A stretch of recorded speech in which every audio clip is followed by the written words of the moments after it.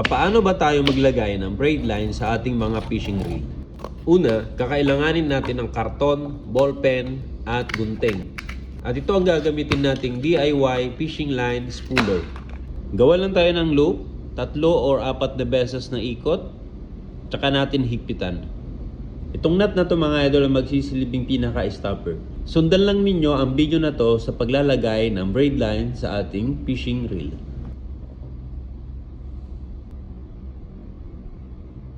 Putulin ang excess na tali malapit sa nut na ginawa natin. Ipatong sa ating hintuturo ang ating main line o ang ating braid line, tsaka natin ito paikutin ng 4 o 5 beses. Kapag nagawa na natin ito, tanggalin natin ang pagkakatali sa ating daliri, ilusot ang dulo ng ating braid line sa loop na ginawa natin, tsaka natin batakin.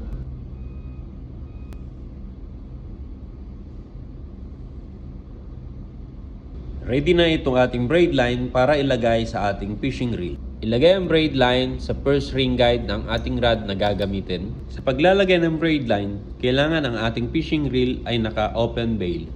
Ipulupot ang ating braid line sa ating spool at saka natin higpitan hanggang makarating sa nut na ginawa natin. Magdagdag ng ilang ikot ng fishing line sa loob ng ating spool. At ito ang magsisilbi bilang guide kung ilang drag ang ilalagay natin.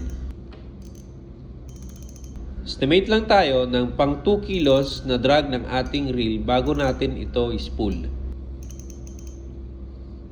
Ilagay na natin ang ating fishing reel sa ating rod na gagamitin at saka natin i-assemble yung ginawa nating DIY na spooler.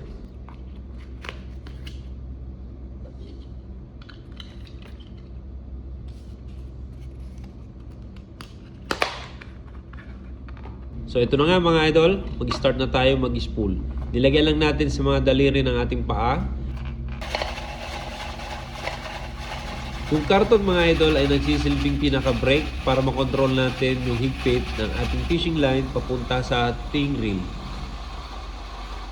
Dito mga idol, pinatong ko lang yung ating rod sa mesa para hindi gaano tayong mahirapan sa pag-i-spool.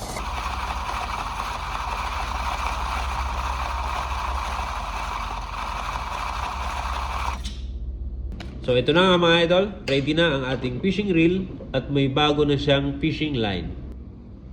Thank you so much and God bless.